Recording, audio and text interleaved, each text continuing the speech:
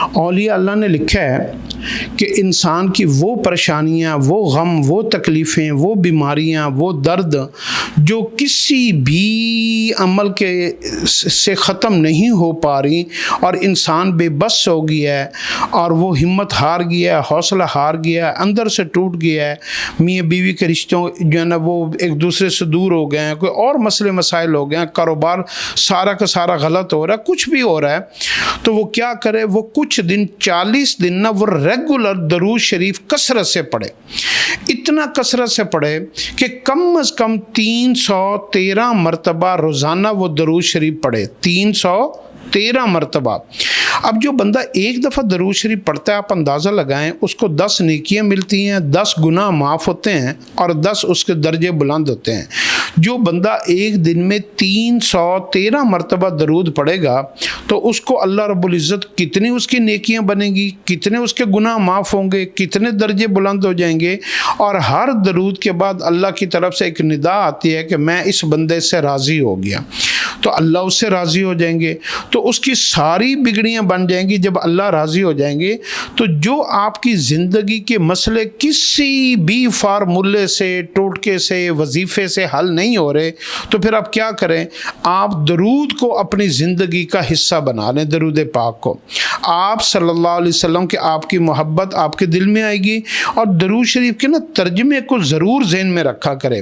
درود شریف کا موٹا سا ترجمہ یہ ہے کہ اے اللہ، حضور صلی اللہ علیہ وسلم کے ہمارے اوپر اتنے احسانات ہیں کہ ہم ان کا شمار نہیں کر سکتے۔ اے اللہ، حضور صلی اللہ علیہ وسلم کے اور ان کے اہل بیت کے، سب کے جتنے بھی مسلمان مومنین مومنات صحابہ کرام ہیں، سب کے درجات کو بلند فرما، ان کو اپنی شایان شان اجر عظیم عطا فرما،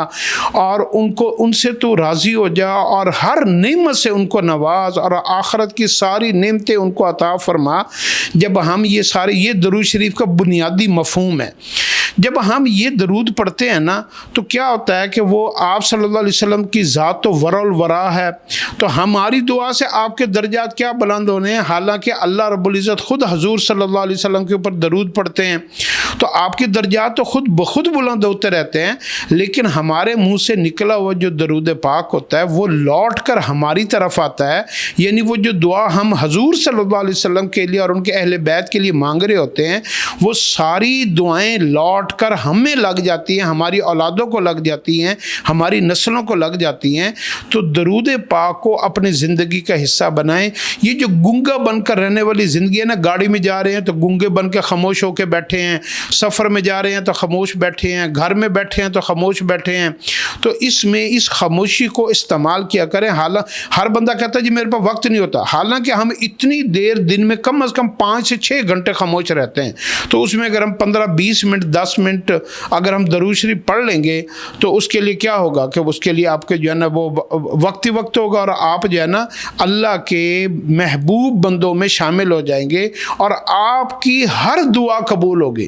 کیونکہ درود پاک کا ایک فضیلت یہ بھی ہے کہ درود پاک پڑھ کر جو بھی دعا مانگی جائے اور اس کے بعد درود پڑھا جائے تو اس دعا کو رد نہیں کیا جاتا ہے، چاہے وہ کوئی نیکی ہو، چاہے وہ کوئی دعا ہو۔ تو اس لیے درود پاک کے ذریعے سے آپ کیا کریں؟ اپنی دنیا اور آخرت کی ساری مشکلوں کو حل فرما لیں۔